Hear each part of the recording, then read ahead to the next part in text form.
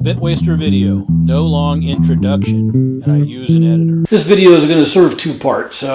First of all, we're going to do a little introduction of myself, and then we'll do an update on the project motorcycle. If you've seen my first video, it's all about the project motorcycle. It's obligatory to have a little bit of video on yourself on YouTube, so I guess I'll do that. So my name is Martin Gravenstein. I'm going to go by Bitwaster. Let's see, I'm a retired electronics engineer. I retired this year. This is my first retirement project, actually. I don't know if I'll do what I'll do after this one. This one kind of fell on my lap when I took it, so this project is taking a little longer than it should, and I'll explain that during the update video, but you know, for the most part, it's going the way it should. So now for the introduction part. So I was born and raised in Kansas, primarily Ottawa, Kansas, eastern Kansas, near Kansas City. And my first experience on a two-wheeled motorbike, motor scooter, whatever you want to call it, was on what's called a Scat Cat mini bike. I don't have any pictures, but I'll see if I can find an internet image to show you what I'm talking about. It basically had a lawnmower engine and an unsuspended set of wheels and a seat with a spring on it and some folding handlebars so you could fit it in the trunk in those days. And we took it camping. A centrifugal clutch. I used to ride it around an old field that was near our house where I lived and when I was about 10 years old. A gentleman that welded out of his garage up the road, mostly for stock trailers and farm equipment. And whenever I'd busted up pretty bad, he'd let me come up there and give him a couple bucks of my allowance, and he'd re-weld the forks or the frame or the seat mounts or whatever it is I broke off of there. I broke the fork off completely one time doing some jumps. He put some plates and welded it all back on there, and it ran for some more. And then I bought a Suzuki TS250, which is kind of an enduro on-off-road thing. I stripped it down a little bit, took the turn signals off and put a plastic fender on the front. Took away the battery and the oil induction tank and some things like that to make it more of just a lightweight dirt bike. And my buddies and I used to trailer it or pickup truck it over to a rock quarry on the weekends and sneak under the gate with the motorcycles. If you laid them on their side and lined up the handlebars to the seam of where the gate connected, you could slide it under and then ride around in the rock quarry and climb all their gravel hills and sand pits. And then when I went off to college, I sold that bike. Put that bike in the want ads of the newspaper, and a guy came and he was from out of town and they had a pickup truck and wanted to write me a check. It was on a local bank. I took the check and let him load the bike and head out of town, and I knew which way he was going. And I went straight down to the bank and cashed that check. And they took it and gave me cash, and I went home. And a couple hours later, I get a call from the president of the bank to bring that cash back because the check was no good. And I said, "Now, you shouldn't have cashed it if it was no good. Now you got to go after the guy that wrote it." I gave him the description of the truck, and I even had the plates. And the bank president wasn't too happy. He thought I should bring that cash back, but I didn't see where that was my problem. While I was in college, I met my wife, and on our first date, she learned that I knew how to ride a motorcycle or had ridden motorcycles, and she had never ridden a motorcycle and wanted to ride on one. So for our second date, I borrowed a motorcycle, and we rode to the zoo and out around the lake and picnicked, and she really enjoyed that, and I did too, and thought we'd get a motorcycle someday. And sure enough, shortly after we were married, we were driving home to her parents' farm and rode by a house. She knew the owner of the house. It was another bank president who had a motorcycle sitting out front. Come to find out, it was a repossession. The bank had repossessed it, and he was selling it off his front yard. And she knew the banker. He knew her family, and so he basically just wrote me a new loan for what was owed on the motorcycle, and we rode away on that motorcycle. That was a 850 Special. I got a picture of that, a couple pictures, and we we had that as our second car. I rode that to work and to school, and if the weather was at all permissible, that's what we rode, even in the wintertime, as long as there wasn't ice and snow on the road, and maybe even a few times when there was. But I can remember wearing my brown duck coveralls and riding that bike to work, and that was a good bike. We did a road trip on that one once to Arkansas, I know. Then we were in the Yamaha shop there in Manhattan, Kansas, where we went going to school, and my wife saw this beautiful candy apple red Yamaha Maxim XJ750. We went ahead and sold the 850 triple and bought this Maxim. That was a sweet bike. It was our first brand new bike, and it was reliable and smooth. And we took that on some trips to Arkansas. In those days, when we took our trips, we packed a pup tent and a cooler and a little mess kit, and we camped. We'd go for a week on end. We'd camp and picnic, and so we had that bike, including when we took my first job in Indiana, working for General Motors. I got a picture of my first little baby girl on a motorcycle.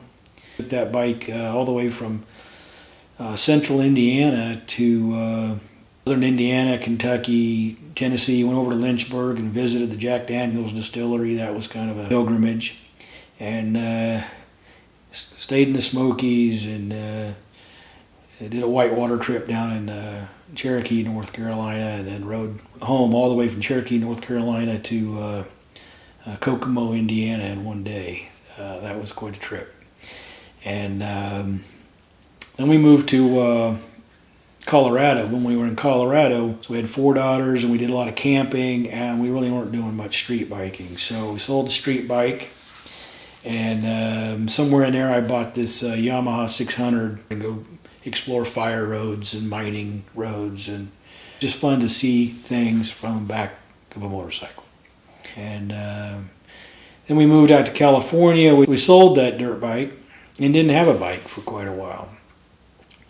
And then one day my wife was driving home from work, saw a pack of motorcycles going up and down the highway. We live in Northern California, up in the Sierra Mountains, and this is motorcycle heaven up here. So she saw a pack of motorcycles, got the bug, and said, we need to go buy a new motorcycle. So I need to remind you now that my 3 street bikes were all her idea. So we went shopping for this motorcycle, and we looked at all of them, Harleys and Victories and Hondas and the Yamaha Star, and I thought I'd probably buy a Yamaha Star because I was kind of partial to Yamahas. Maybe a Honda because they got a good reputation. And my wife, who has a big vote in most of these things, she liked the Kawasaki the best because of the shape of the tank. It's got the rounded sort of bulbous tank shape, and then she especially likes the fact that you can't see that seam on a lot of motorcycles, but specifically the Honda and the Yamaha.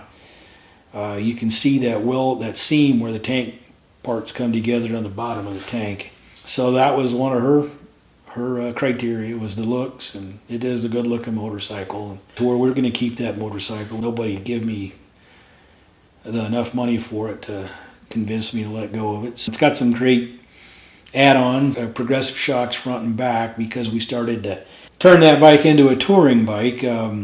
Originally when I bought it, I thought we would just be a cruiser bike. We would take it out for afternoons and short trips. Didn't have it very long before my wife wanted to go touring. So originally we had some soft bags and did a couple trips that way out to Colorado Springs and back. Went through Grand Canyon and New Mexico and Arizona. Another trip up to the Vancouver Island, and I decided to get some hard bags. I like them because they match the shape of the motorcycle and the color. They just came painted and ready to go on. Got the Mustang seat, the Kraken grips. A couple of the add-ons that I really think were money well spent. Well, a Stubble Nautilus horn. It's supposed to be 130 dB. It's a loud horn, and that's come in handy. And then the other thing is this machined aluminum throttle lock. It has a thumb lock and a thumb release, and then it also has a handbrake release, so if you have to handbrake it. And it works really well. You can lock it, you can make throttle adjustments while it's locked. And so then that brings me back up to the 2014 Vaquero that's behind me here under covers. I'm going to wait and do a reveal on it when it's done. So if you go back to the first video, you can see how I ended up with this thing and what was wrong with it. Basically, all the plastic parts and painted parts were damaged in a repossession accident. And I decided to get it and kind of turn it into a cross between the Vaquero and the Voyager. We had talked about upgrading to a touring bike, and a Voyager was on our list of possibilities, but I always liked the styling of the Vaquero. It's not quite the touring bike that a Voyager is, but really it's the same motorcycle. The bags are maybe smaller and a few things like that, but for the most part it's the same bike. I like the styling on it better. I like the way that the rear end looks, and I know all the Vaquero people out there agree with me on that. I like the blacked out motor. So when I saw this one, I thought, you know what I'll do is I'll buy this one and I'll put a few things on it to make it more Voyager or more touring like. I'll use a few of the Voyager add-ons like auxiliary lights and maybe get a Voyager seat and a Voyager trunk. And it turned out I didn't like the looks of the Voyager trunk at all. So basically there's a chopped HD tour pack for a trunk and a backrest that I've already added on.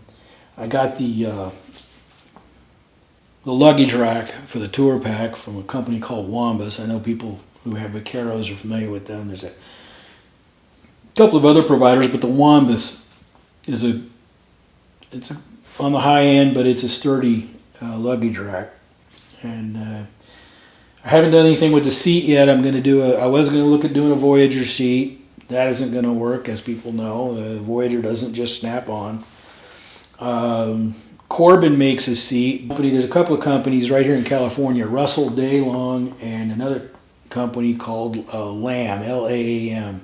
And right now I'm leaning towards Lam. Once I get the bike to the point where I'm ready to do the seat, I think I'm going to run over there. They do a custom seat for the Vaquero, and I think that's where I'm going to go. I added passenger floorboards. I got the Kawasaki floorboards.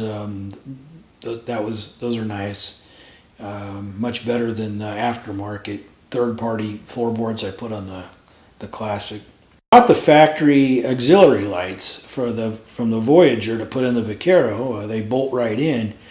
I got them and I kind of dry fitted them. I didn't like the looks of them. The Vaquero's got the louvers in the front where the auxiliary lights ought to be, and when you put the auxiliary lights out, you take the louvers out. That takes away some of the cowling, and then the lights actually kind of stick out like bug eyes.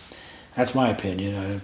I know there's a lot of people that have them on their Vaqueros and love them, so I don't want to make anybody upset, but I just didn't like the way they stuck out. And I know some folks on the Vaquero forums I've looked at have cut part of the louvers out and then mounted some LED lights behind the louvers, and that was where I got my inspiration. And what I ended up doing was, since I'm painting everything anyway and doing some body work, I'm not doing it, I'm having it done, but I went ahead and cut all the louvers out, and I found some LEDs that are intended for the bumper of a Jeep.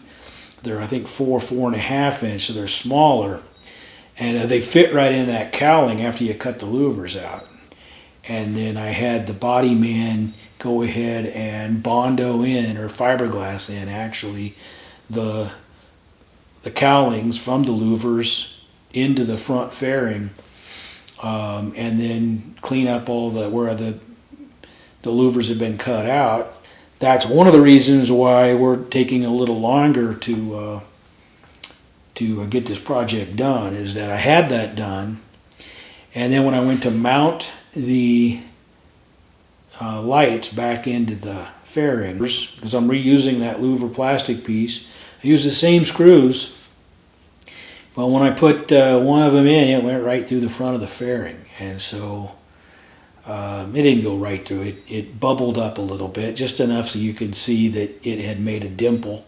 And the fairing had to go back to the paint shop, and it's getting redone and repainted. And unfortunately, we didn't go like we were originally going to do in our budget with a basic 2-stage auto paint. We went with a fancy candy paint, and so he couldn't just touch up those places. He had to repaint the whole fairing. So everything else is painted and installed. I'm waiting for the front fairing. And this time I'll be more careful mounting those lights. There's a couple of things I did do that are kind of my own DIY stuff. I didn't do DIY video because I'm never sure what I'm doing or how it's going to turn out. But some things I did do was rather than replace the saddlebag handles, which had been pretty marred up in the accident. Those were going to be $125 a piece for chrome. I suppose you can get them black, because I know Kawasaki did that on a couple years. But I just decided to repair the scuffs, and I vinyl wrapped them.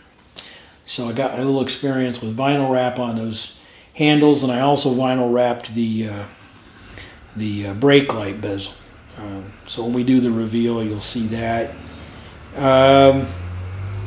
The other thing that I did was I used some Plasti Dip on the engine guards. They weren't marred up or anything, but I just liked the looks. I've seen some other folks that powder coated their engine guards, and I may do that someday, but I thought I'd try the Plasti Dip approach, and I got a good result. I don't know how long it'll last, but if it doesn't last, then I know that I like the look, so I'll either redo it or I'll go with a powder coat. Some of the body work done, and I got to looking at some of the Vaquero forums, the folks out there that have these motorcycles and some of the things they do, and I noticed that a lot of them were doing taillight turn signal elimination, and so I decided to look into that. I did a rear taillight elimination. So now I've just got a lay down license plate with a little LED illumination on it, and then of course the stock brake light, running light, but the turn signals are gone, that big chrome thing that some people like them and some people don't. I didn't really not like it, but I decided to go with the elimination, and then I eliminated the front turn signals as well with some LED lights, and then that set me back too a little bit, because when you replace all your turn signals with LEDs, you get something called hyper flash. I went around with several different things and ended up going with the brute force method that I didn't want to do, but it turned out to be the easiest and the one that worked, which was the LED load balance resistors. These little resistors, they get really hot when you turn your flashers or your blinkers on, so I had to find a place to tuck those. I tucked them right up, built a little metal frame that goes right in front of the radiator off the horn mount, so that they would get some airflow, and they're on metal for heat dissipation, and they're hopefully someplace safe, whereas when they get hot, they do get really hot. So I think that's pretty much it. I did buy some grips. I didn't get the Krakens this time. I found somebody who recommended a brand called Crater that makes a Kraken clone. They're probably not as good a quality, but I got them and I put them on and they look good and they work. J&P mirrors. I know you can get all kinds of fancy mirrors, but I didn't. The mirrors to me aren't a big deal. So I just got some nice. They're good. It's good glass. They're not very expensive. Oh, and I bought instead of buying the factory speaker grills, one of them was destroyed in the accident, and so instead of buying a replacement for that, I bought some aftermarket, inexpensive Amazon chrome speaker grills that actually have little. They're supposed to be. You're supposed to use them for turn signal lights. I ended up just wiring them up as running lights. I'm not super happy with those. They look good. It's cheap plastic, chromed plastic. But they'll do for now. Another feature I did add on already is I did have the bike Ivanized. I saw on the forums that was just a good idea. I hadn't ridden it that much, so I don't get to tell you when I do get to ride it with the Ivan reprogram. I won't know the difference because I didn't get to ride it that much without it. I rode it enough to experience the D-cell popping, but after reading the forums and seeing that it makes the bike run cooler, better gas mileage, eliminates the D-cell popping, those three things alone were worth going for. So it's kind of an update. I know there's no, the video's boring, kind of whet your appetite. The idea is that real soon I'll get the front fairing back. I'll hopefully assemble it this time without any mishaps. And once that's assembled, we're going to take the bike over to Lamb Seats, get the custom seat made, and then we'll be done. And interestingly enough, I'll have a brand new, this has only got 1,800 miles on it, so as far as I'm concerned, it's essentially a brand new motorcycle, better than factory, customized exactly the way my wife and I wanted it. And we'll have less into it than a new bike would have been. If you can find a 2014, which you can find 2014s with low miles. We won't have any more into it than what that would have cost.